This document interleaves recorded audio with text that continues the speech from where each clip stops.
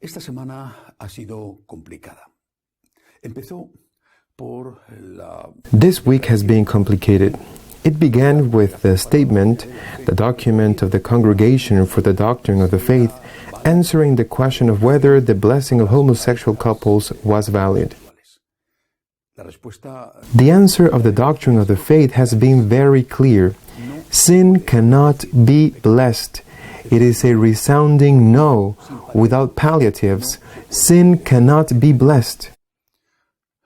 As was to be expected, the reaction has also been very clear and very harsh. From those who have shown their disappointment with this refusal to bless the practice of homosexuality, which is not the same as homosexuality, to bless the practice of homosexuality. Well, they have been like James Martin, this famous pro-gay American Jesuit priest, who have said that this is not what they expected, that they feel discouraged. Others have been even more severe.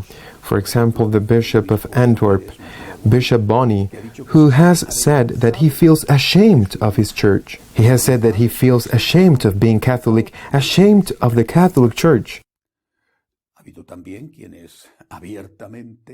There have also been those who have openly manifested their decision not to obey. For example, an association that claims to have more than 1,000 members among priests and deacons in Germany and Austria, and that they are going to continue doing what they are already doing, blessing homosexual unions. Or, for example, the president of the Episcopal Conference in Germany has simply said that this is not for them, that these are things of Rome, and that in Germany they have their own criteria.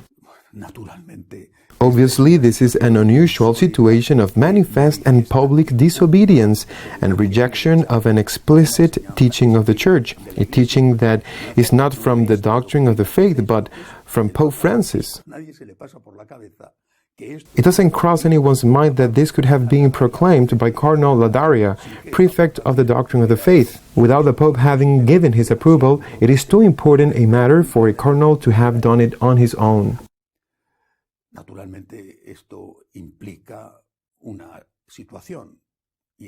Naturally, this implies a situation, and it is the disenchantment and the disappointment that all these, let's call them so, Catholic Protestants or liberal Catholics or progressive Catholics, depending on the country, they are called in one way or another. All of them are disenchanted, disappointed in Pope Francis, and many already criticize him openly because he has given them nothing or practically nothing.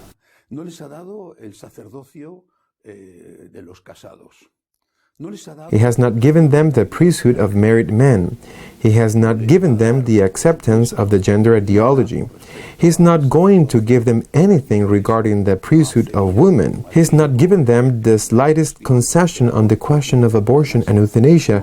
He has not given them the acceptance that Protestants can receive communion. They are disappointed. This is not what they expected, what they thought the pontificate of Francis was going to be. Some are being told to be patient, that the Pope is preparing his successor, who will be much more liberal, progressive, etc., than he is. With the appointment of cardinals and bishops he's making, that they have to be patient. But there are many who no longer have patience and are openly rebelling against Francis. This is the situation we're living in the Church at this moment, and I repeat, this declaration of the doctrine of the faith, saying that sin cannot be blessed, this declaration has raised the spirits, and if it has a positive aspect, is that it has served to bring to light what has been there for a long time, sometimes for many years. For example, who named Bishop Bonney bishop? The Bishop of Antwerp? Who appointed him bishop? It was Benedict XVI. I am sure that when Benedict XVI appointed Bishop Bonney as bishop, he did not know who Bishop Bonney was. That is where the problem lies, that many excellent popes have made wrong appointments because they were deceived. So those who lie to them are also reliable. Otro caso, el cantante. Another case, the singer Elton John, Sir Elton John, has intervened in the controversy, saying that the Vatican is hypocritical.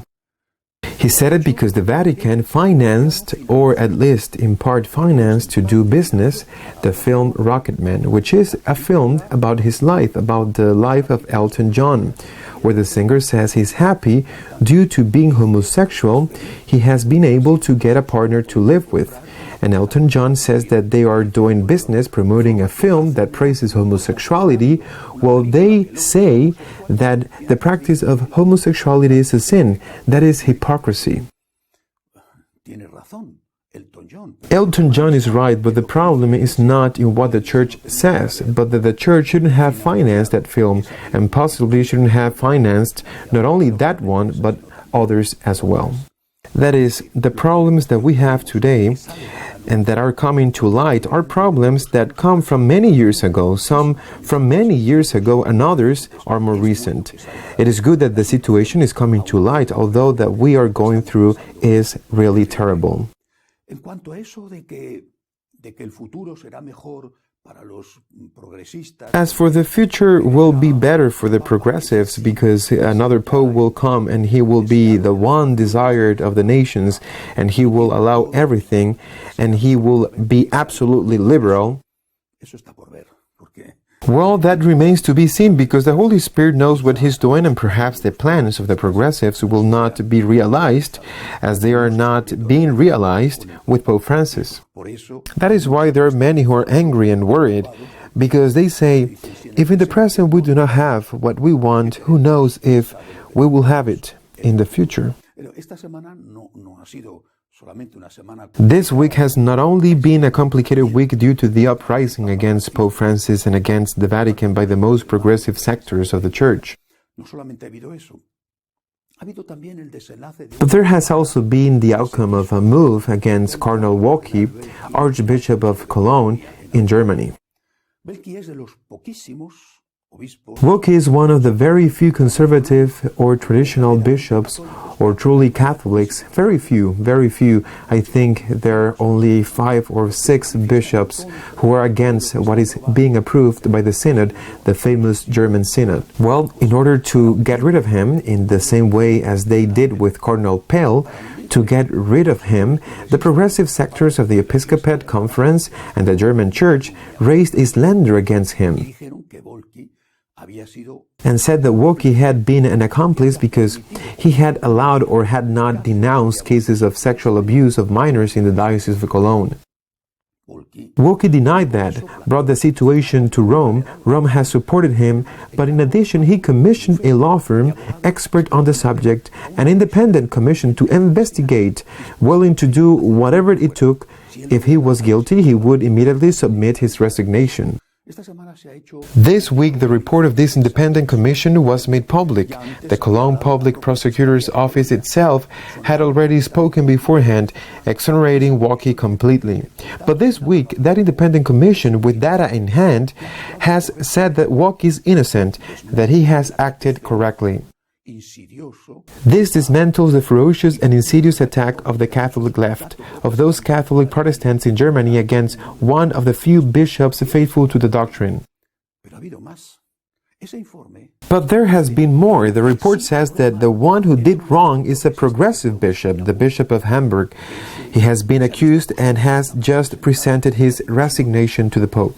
se les ha vuelto It has backfired on them, as we say in Spain. The shot has backfired on them. What we should do? repito, no sabemos cómo será el futuro. We do not know what the future will be like. We do not know. But we do know one thing. God loves the church much more than each one of us can love her. Y si estamos And if we're suffering because of what is happening, we can imagine what God is suffering. debemos estar seguros de que Dios no abandona a su iglesia.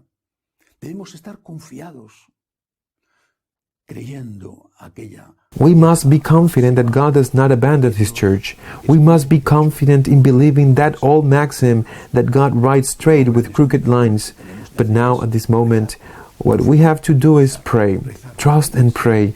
Pray for the church. Pray for the Pope, that he will be faithful to the teachings of Jesus Christ and that his pulse will not tremble in the face of the attacks and harassment he is suffering from those who thought he was going to give them everything they wanted. Keep praying for the church and keep praying for the Pope, because I have no doubt that this situation leaves these Catholic Protestants in very bad shape. Because even in the hypothetical case of having a successor of Pope Francis who is totally liberal and progressive and who approves the blessing of homosexuals, abortion, euthanasia, the priesthood of women, in short, the whole collection, even in that case he would not be going against John Paul II or against Benedict XVI, considered ultra-conservatives who must be left behind. He would be going against Francis himself. And those who defend the doctrine could use the words of praise that these Catholic Protestants have dedicated to Francis in the first years of his pontificate to say, you are doing the opposite of what Francis taught and did. And you who said this and that about Francis are now disobeying and going against what Francis teaches. Therefore, prayer and trust. God writes straight with crooked lines, and we have to abandon ourselves into God's hands. See you next week, God willing.